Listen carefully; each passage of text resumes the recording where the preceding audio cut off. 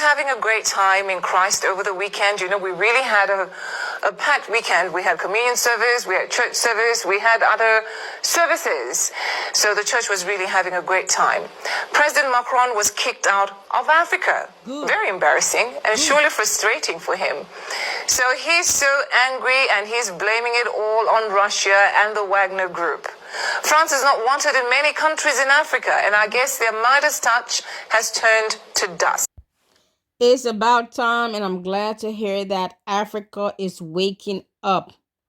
We have had enough of the insults, the ridicules, the mockery of the West that think they can continue to bully us and hold the little crumbs over our head. They call it aid.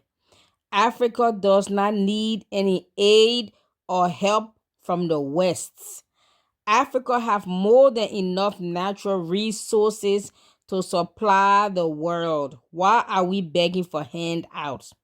Because the West, like Macron and many of them in the past, have continued to loot the continent, pillage, rape, and steal the raw materials, the natural resources, the minerals, and bring them over to the West and manufacture products, only to take those products back to Africa and sell those products back to us for an arm and a leg, literally and figuratively speaking.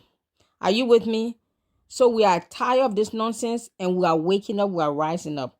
There's a new breed of Africans on the rising, and we are not going to take nonsense from no one.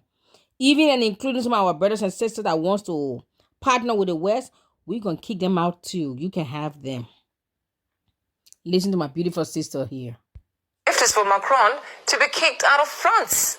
Macron had an argument with the Democratic Republic of Congo president while he was on a visit to the nation.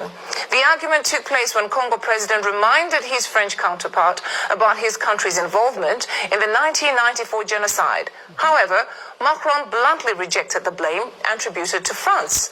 So President Emmanuel Macron now says the era of French interference in Africa was over.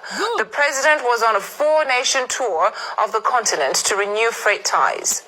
The anti-French sentiment still runs high in some former African colonies as the continent becomes a renewed diplomatic battleground, with Russia and the Chinese influence growing in the region. Unfortunately, Africa, I'm happy, but to go and make allies with China and Russia, that is not wisdom, sir. Africans, it's one thing to kick Macron out, but to bring China in, to bring Russia in, can we stop bringing these guys in?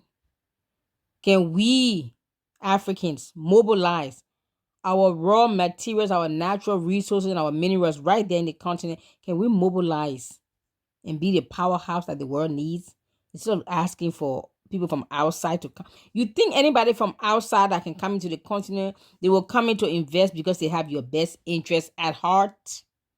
Nobody come to invest in any nation because they love you. They come there because what?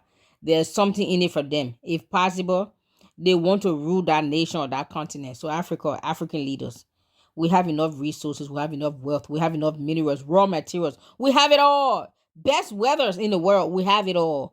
Why do we need China? Why do we need Russia? Why do we need Macron? You kicking Macron out to replace him with China and Russia. Are you okay, Africans? Are you okay? Jari. With Russia and the Chinese influence growing in the region, and this is the president's 18th trip to the continent, but the discontent in Africa against how the world powers have treated Africans is still rife. So was Macron's visit to Africa a way to strengthen diplomatic relationships or to defend economic interests? Well, let's talk about this. Mali, Burkina Faso, Central African Republic. The latest word now is that even Niger, which has been one of the reliable French allies, is now starting to have doubts. Doubts about the rule of the French in their countries. The fact is, the French have long overstayed their welcome in all these West African countries. They basically run the financial systems of these countries ever since they grounded these countries into plan. The shadow empire that they created in Africa is disintegrating all around them, and they don't know what to do.